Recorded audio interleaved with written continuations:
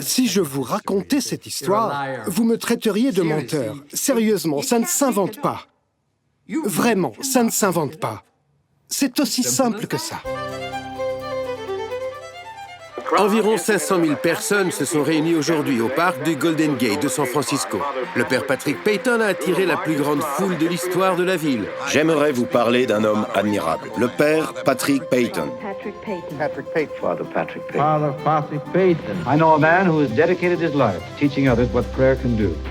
Quand on parle du père Peyton, c'est un peu comme essayer de recueillir de l'eau dans ses mains. Ça vous file entre les doigts. C'était presque dur à croire. On regardait autour de soi et on se disait « Tous ces gens sont là pour l'écouter ». Son niveau d'énergie était surhumain. You might be saying with your voice, Hail Mary, full of grace, but your heart is telling God just what I said.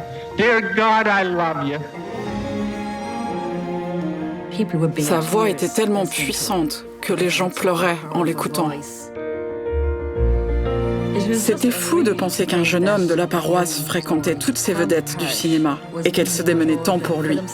Il n'est jamais revenu avec l'accent américain. Il a toujours été irlandais. Il était apparemment capable de tout. On l'ignorait à l'époque. Je voudrais te parler de mon cher ami et mentor, le père Patrick Peyton. C'était un adolescent un peu filou. Ce n'était pas un saint, loin s'en faut. I'm for God, for peace, for justice, mercy, truth, love. Il a pu tomber, mais il se relevait toujours. I'm for stronger homes and loftier lives and the better use of time. C'était inouï cette façon dont les gens réagissaient à sa voix. Ça venait assurément de Dieu. But first of all, I'm for prayer, family prayer. The family that prays together stays together.